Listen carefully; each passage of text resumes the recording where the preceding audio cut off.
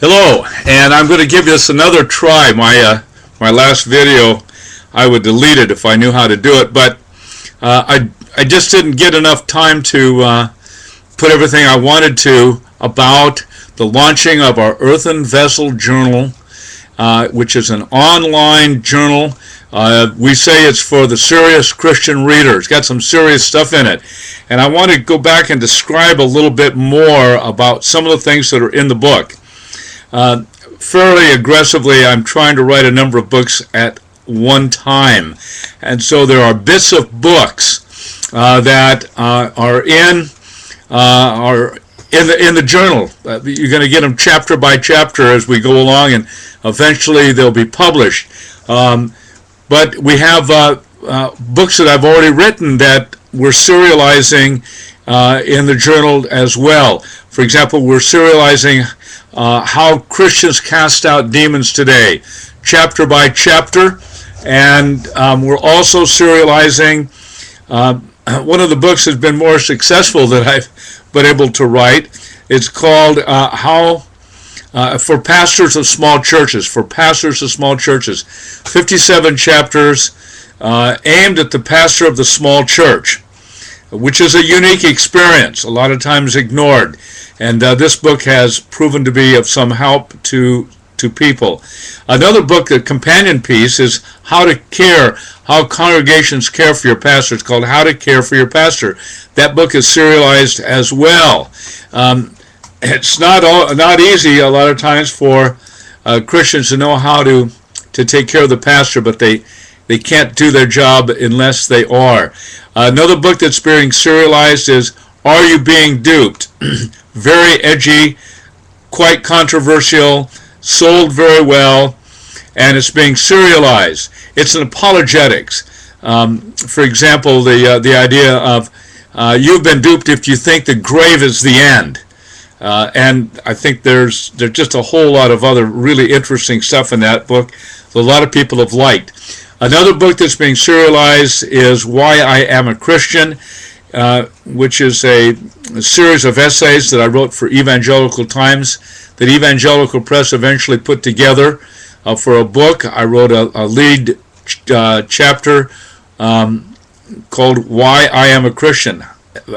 Kind of interesting. It's very serious. Another book is Are You Really Being Born Again? The book that has had the most success of the books that I've written over the years, and it's in its second edition, and it's also has been picked up by the largest Korean Christian publisher, and is now in Korean in that country. Are You Really Born Again? My title of it was The Mystery of Conversion, or Understanding True and False Conversion, which came as a result of an examination of a debate that ran on between Azael Nettleton and Charles Finney during the Second Great Awakening in the 1820s and 1830s. And then another book that we published by William Haslam, a Cornish pastor of an Anglican church back in the 1840s, called From Death into Life. Such a fascinating story, and Earthen Vessel Publishing came out with that book. These are all available on earthenvesselpublishing.net. So that's going on. Serializing a book that I wrote in the 1970s that sold very well and still being sold. Somebody scanned it and selling it. It's called If the Devil Wrote a Bible, but I'm coming up with a whole new book. I've written about 4 chapters, and that book is also being serialized in the journal. And then I wrote a book about the San Quentin experiences all around the 2010 season called Me and Bobo and Other Tales from San Quentin. It's actually 2 books in one. The flip side of the book is how to keep from going to prison. Second part of it is how to get out of prison once you're in prison. And then the third of it is how to keep from going back to prison. And a lot of that is material that comes directly from convicts at San Quentin. That book is also being serialized in the journal. Another book being serialized is a new book I'm writing called The Third Sex Revisited. In the 1970s, Logos published 2 books that I wrote on the subject of homosexuality. The first called The Third Sex ? And then the second book, a sequel to that, was called The Gay Theology. And so I'm writing a new book that's kind of combining these things and dealing with the whole issue of homosexuality. And then I mentioned the book, Why I Decided Not to Kill Myself, which again, some input from people who've been through our divorce recovery workshop and some convicts at San Quentin. And then a book that's going to take me a long time and is going to be probably years in the making, but I've started to serialize it, a book called Reforming, and basically tells my own particular journey moving to a more of a reformed theology after 29 years, being what you would call in the Arminian theological tradition, which most of Christianity is, but then I've moved to a more of a reformed theological position, and the book Reforming describes that movement. I have another computer going here next to me, so that's bits of books. And then we have another section in the journal called Fabulous Features.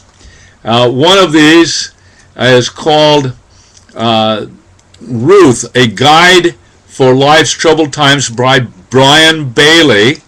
Another one, just a single article by James Blankenship called Rainbow After the Storm.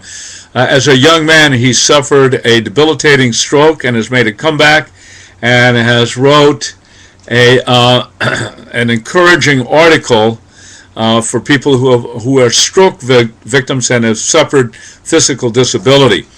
And then from Timothy Cross, a well-established writer, pastor in Wales, and he has, in addition to a serialized material, something called A Great Cloud of Volcanic Ash. I think it has something to do with the volcano in Iceland. Then back to the awesome articles. I made a mistake on the other video.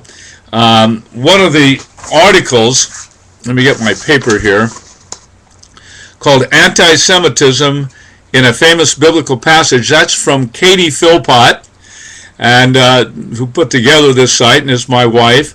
But then the other article is Focus on the Hebrew Scriptures, A Prophet Like Me, is from someone we are calling Saul Plotkin. My wife Katie and this Saul are Jewish believers in Jesus, and so we have this material going as well. There we go. And I have to stop this.